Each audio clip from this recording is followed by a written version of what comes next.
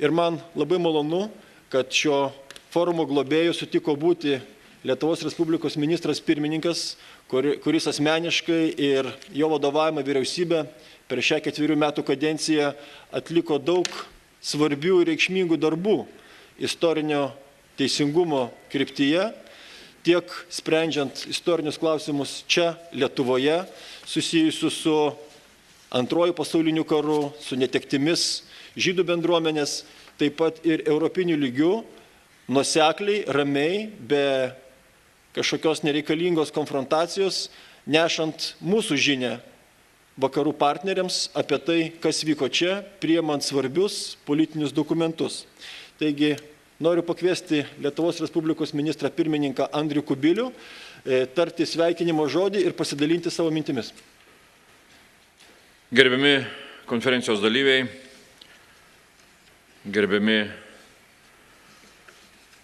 kolegos, visų pirma, tikrai leiskite padėkoti šio Europos forumo organizatoriams už tikrai labai svarbią iniciatyvą, už kvietimą būti šio renginio globėjų, už kvietimą dalyvauti šiame renginyje. Man kaip ministrui pirmininkui tikrai kvietimas globoti šią konferenciją yra labai svarbus ir todėl leiskite man tarti šią progą keletą labai paprastų žodžių, kaip man atrodo, ta labai teisingai šio Europos forumo pavadinimui įvardinta tema, vieninga istorija, vieninga Europa, vieninga istorija, kaip man ši tema atrodo. Ir ką iš tikrųjų norėčiau pabrėžti kaip ypatingai svarbius dalykus. Iš tiesų, Europa pergyvena didelės transformacijas. Dažnai kalbam apie Europos krizę, apie Europos ekonominę, finansinę krizę. Europa turi tą savybę nuo pat savo pradžios, nuo pat 50-ųjų metų, nuo Romos sutarties, gyventi pereidama nuo vienos krizės prie kitos krizės. Iš kiekvienos krizės, ekonominės ar finansinės, Europa išeina labiau konsoliduota, labiau sustiprėjusi. Ir aš, būdamas nepataisomu optimistu, tikiu, kad ir iš šios krizės Europa išeis labiau konsoliduota, labiau sustiprėjusi, labiau politiškai tapdama vieninga. Ir šiuo atžvilgiu iš tikrųjų labai svarbu, kad Europa, eidama tuo politinio vienijimosi keliu, nepamestų ir vieno labai svarbaus aspekto šiame vienijimosi kelyje, tai vieningų vertybių suvokimo ir vieningo vertybinio pamato tvirtinimo svarbos. Ir visiškai akivaizdu, kad kalbant apie vieningą Europos vertybinį pamatą, be abejo, neišvengiamai kalbame ir kalbėsime apie vieningą Europos istorijos suvokimą. Tai nereiškia, kad mes norime pamatyti vienodą Europos istoriją, bet mes turime kaip tik pamatyti ir vienodai vertinti visą Europos istorijos įvairovę. Ir tragiškus jos puslapius, ir pergalingus puslapius, vertindami tai objektyviamis akimis ir taikydami tuos pačius vertybinius standartus. Ir todėl, kai kalbam apie Europos konsolidaciją, apie Europos politinę konsolidaciją, neišvengiamai turim kalbėti apie Europos vertybinę konsolidaciją ir apie Europos atminties konsolidaciją. Akivaizdu, kad Europos atminties konsolidacija yra nelengvas procesas.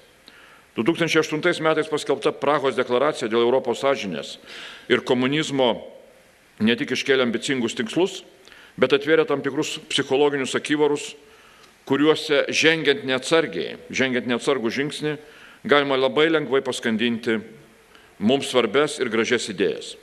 Kalbėdami apie istorinės atminties bendrumą, neturėtume priešpastatyti vienos ar kitos ideologijos, vienų ar kitų nusikaltimų. Kiekvienas nusikaltimas yra unikalus, kiekvieno žmogaus išgyventas skausmas yra asmeniškas ir su niekuo nepalyginamas. Totalitarinius nusikaltimus vienyje tik laikotarpis ir vieta, kurioje jie buvo vykdomi. Šio požiūriu Lietuva, kaip ir kitos mūsų regiono šalis, yra išskirtinės.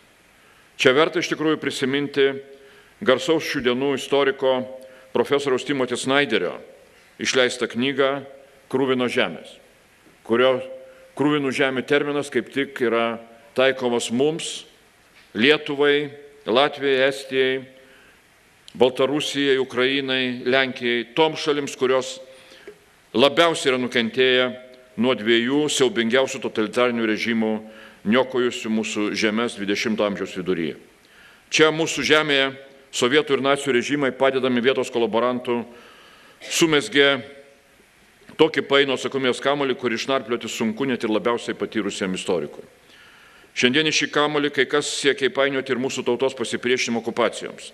Bando sumenkinti riziką, kurią prisėmė mūsų piliečiai, mesdami iššūkį sovietiniai ir nacistiniai beprotybei.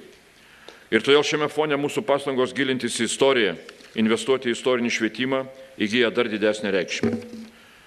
Šiandien tikrai neminėsiu tų darbų, kuriuo ėmėsi mūsų vyriausybė, kad atkurtų istorinį teisingumą Lietuvos žydų bendruomenės atžvilgiu. Geros valios kompensacija už prarastą bendruomenių turtą, holokausto aukų atminties metų renginiai, dėmesys litvakų istoriniam ir kultūriniam paveldui, tai tik trupinys tų veiksmų, kurių senai reikėjo imtis ir kuriuos turiu vilties tęsti ir būsimosios Lietuvos vyriausybės. Tikiu, kad atkūrę istorinį teisingumą savo pačių piliečių atžvilgių, įgyjame kur kas didesnės galimybės reikalauti atsakomybės už kitų valstybių mums padarytas skriaudas. Neteisinga sakyti pamirškime, teisinga yra sakyti prisiminkime, kad tai niekada nepasikartotų. Ir šią progą norėčiau pacituoti vieno valstybės vadovo nesenai pasakytų žodžius. Cituoju. Už tai, kas tada vyko, visa puokštė sovietų valstybės vadovų, ne tik Josifas Stalinas, bet ir eilė kitų vadovų nusipelno paties griežčiausio įvertinimo. Jų neįmanoma patraukti atsakomybėn, bet yra būtent taip. Ir šitai turi likti mūsų istorijos metraščiuose, kad niekada nepasikartotų, nes kova su savo piliečiais tai sunkiausias nusikaltimas. Citatos pabaiga.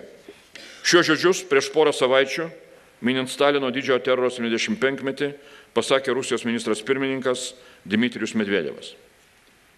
Šie žodžiai rodo, kad ir Rusijos istorinėje sąmonėje vyksta reikšmingas lūžis, randasi artimesnis tiesai požiūris į sovietinę praeitį ir į sovietinius nusikaltimus. Manau, kad tai yra labai sveikintini poslinkiai. Norisi tikėtis, kad šios pastangos atvirai įvertinti stalinizmo epochą nebus užgniaužtos, kad istorikams bus atverti archyvai, o represuoti ir jų artimieji, kaip ir laisvės kovotojai, nebebus viešai įžeidinėjami sovietinius laikus menančiais epitetais. Lietuva savo ruožtų nusiteikusi ir toliau skirti didelį dėmesį sovietinių nusikaltimų tyrinėjimams ir jų viešai sklaidai. Tikimės, kad į šį procesą vis aktyviau įsijungs kitos Europos šalis ir europinės institucijos. Šios konferencijos vienas iš sponsorių – Europos komisija ir už tai nuoširdžiai jai dėkojame.